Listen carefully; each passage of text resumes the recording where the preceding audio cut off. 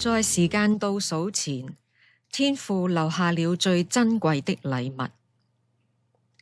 時光帶我返到2010年3月嘅一個中午，陽光灑照住床上嘅爸爸，佢臉上嘅皺紋同病容清晰可見。心中有聲音同我講，他在世的日子不多了。嗰段日子，爸爸因肺炎等等嘅疾病頻繁進出醫院，每次入院都好似警號般提醒我，今次佢能夠出院嗎？除咗不捨，我仲記掛住爸爸喺年輕嘅時候，因為睇見壞嘅見證而離開咗主。爸爸嘅心中同耶穌隔咗一道河。佢對我話：傳道人都係呃人㗎，你都加入咗呃人嘅行列？對呢個講法，我無言回答。喺我執筆嘅時候，天父提醒我，爸爸年輕時喺教會受過傷害。天父叮囑我要小心牧養，唔好叫人因為我喺心中留下烙印。感謝耶穌，佢逐步醫治爸爸嘅傷痕。喺好多個星期二例假，我都陪同爸爸覆診、閒聊、互相逗笑。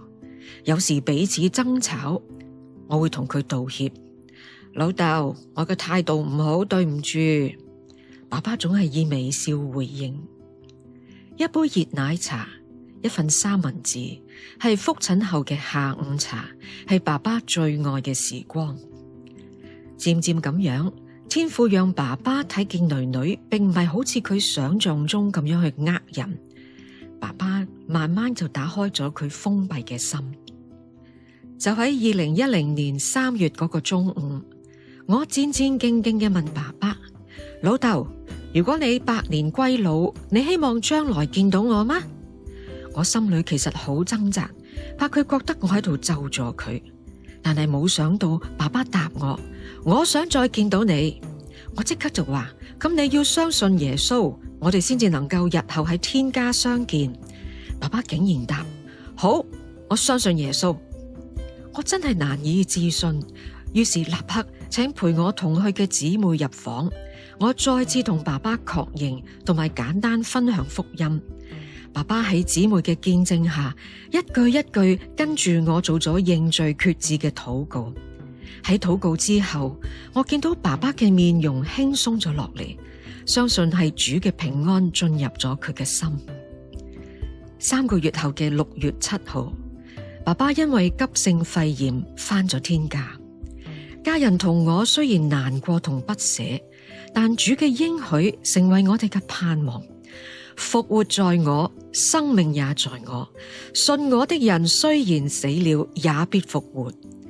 我深信有一天必會在天家再見到爸爸。喺約翰福音21章17節嘅經文提到，天父是全知的神。喺2010年3月，天父提醒我爸爸在世嘅日子不多，但我並唔知道只剩下3個月。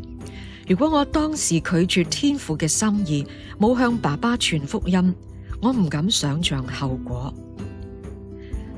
最近聽到一位弟兄分享，向家人傳福音就好似睇到大卡車要撞向佢哋，你必定會毫不猶豫嘅拉開佢哋，因為你愛佢哋嘅生命。而福音所關乎嘅唔只係今生嘅平安，更係永恆嘅生命。